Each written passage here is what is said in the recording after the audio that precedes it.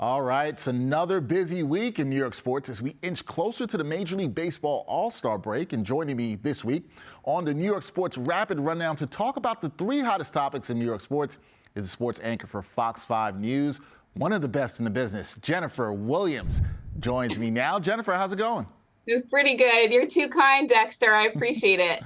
Well, you are definitely one of the best. Glad to have you on here. And on this episode, guys, we're going to talk about travel issues surrounding the New York Liberty, what we make of the Yankees as we approach the Midsummer Classic. But first, we got to talk about the red-hot New York Mets.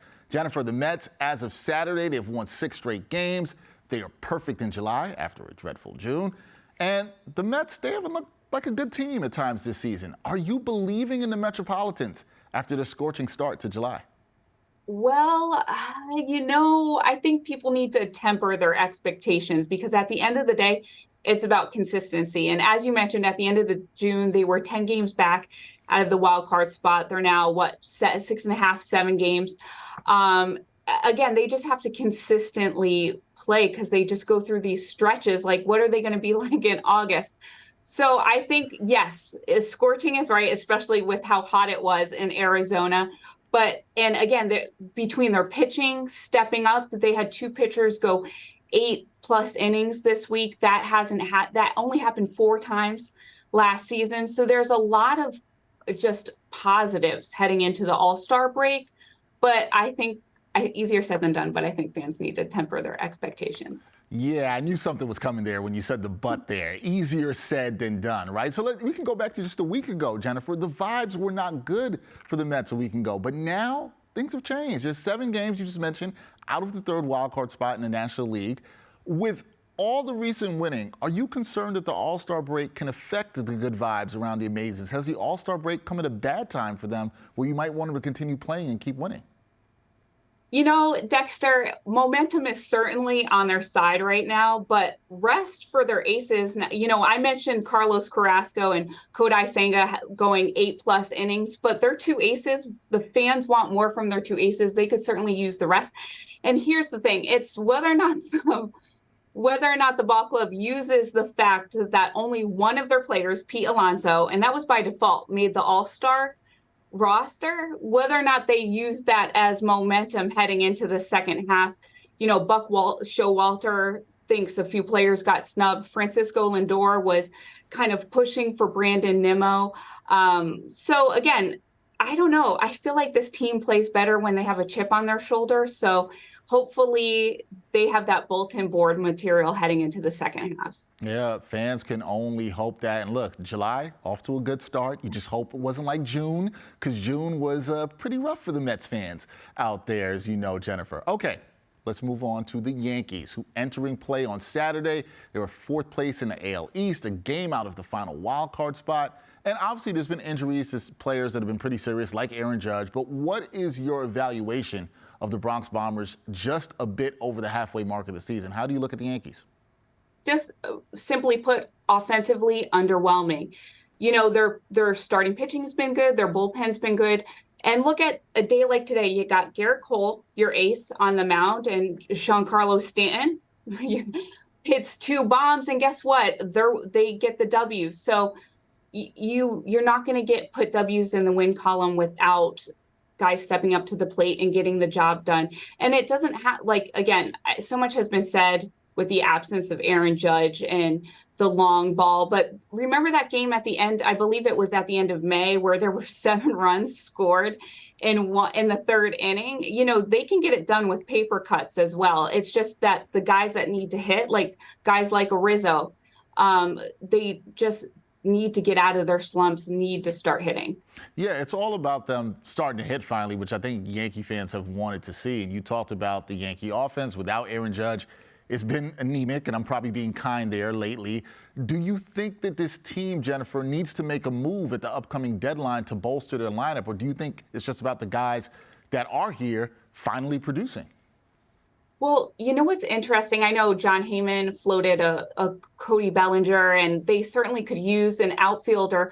But at this time in the year, you got to kind of dig through your farm system and see what's available. And it's going to be who they want to give up and who they will actually get something for. And outside of Anthony Volpe, what is there? Oswaldo Peraza. So I don't know if they have much in terms of a bargaining chip or much to offer. And yeah, I think there's something to be said about they've got a bunch of big names. So it's just whether or not these names can step up. You know what I mean?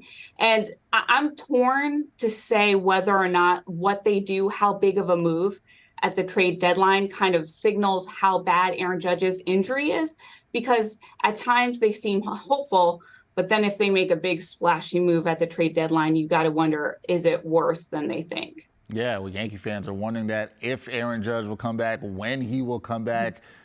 Maybe they don't see him at all this season. I mean, there's all kinds of possibilities for the Yankees, but one thing is for sure, they need him back in the lineup. We just don't know when. Let's talk about the New York Liberty for topic number 3. I know you've been at the Barclays Center for a bunch of games. I've yet to get there this season. I have to make that happen. The Liberty, they're leading the WNBA's Eastern Conference with a 12-4 record at the time we're recording this. Last week, the Associated Press, they traveled with the Liberty following their win over the Connecticut Sun to Las Vegas, where they battled the Aces. And Jennifer, I don't know if you saw this, New York, they had a 13-hour travel day that included multiple bus rides, 2 commercial flights, and time spent at 3 different airports to get from Connecticut to Las Vegas. Players also had to deal with cramped seating and security lines, and there were 2 days between the games. And that game in Vegas, the Liberty, they appeared to run out of gas. So, Jennifer, here's the question. Unlike NBA teams that have charter flights, WNBA teams primarily fly commercial per the collective bargaining agreement. What was your reaction to reading in detail the travel situation for the Liberty? Were you as shocked as I was? It's absolutely unacceptable. And it kind of shows you why the Liberty took a penalty of $500,000 back in 2021 for the illegal use of a private charter.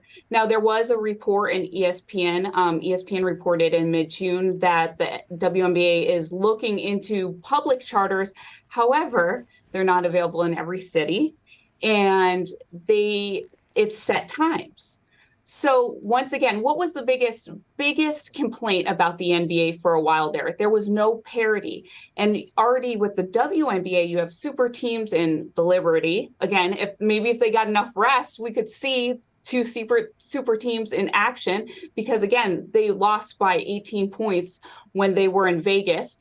So you have Vegas, the Liberty, these super teams. And then again, I think the WNBA is trying to avoid a situation where there's the haves and the have-nots. Yeah, and understanding they're wanting to avoid that, right? Like, I get that in that regard. And as you know, there's been a lot of talk about the need for charter flights, and the W players have been lobbying for this. So with the popularity of women's basketball increasing, do you think that we are going to see charter flights for WNBA teams in the near future, or is this something that's going to take a while? You know what? Maybe the NBA needs to step up, and because it wouldn't be that hard for them to fund this and treat the WNBA as a premier product, because again, right, they're sure talking that talk, but they need to walk that walk as well. And I think the biggest case for that, is one of the biggest stars of the league, now a global name, a recognizable name. Brittany Griner had that incident at the Dallas airport, and it's not just Griner who's affected by that, although she played great the next day. It's her teammates having to witness that. It's the coaches. No one should have to deal with that. No one should feel like a second-tier team, especially when they have a partnership with the league like the NBA. You know what I mean? No, I know exactly what you mean. I do think there's a lot of talk where the NBA, it's time for them to step up and pay. We know what they pay, millions of dollars. I think it's over $25 million for charter flights in terms of for the season for the NBA. Time to get this done for the WNBA. We'd like to see that happen. That, folks, is Jennifer Williams, the great sports anchor for Fox 5, joining me on the New York Sports Radid Rundown. Jennifer, I appreciate you so much for joining me. Thank you. Absolutely, Dexter. Anytime. Thank you. Everybody check out Jennifer's work. We'll be back next week. And until next time, guys, peace.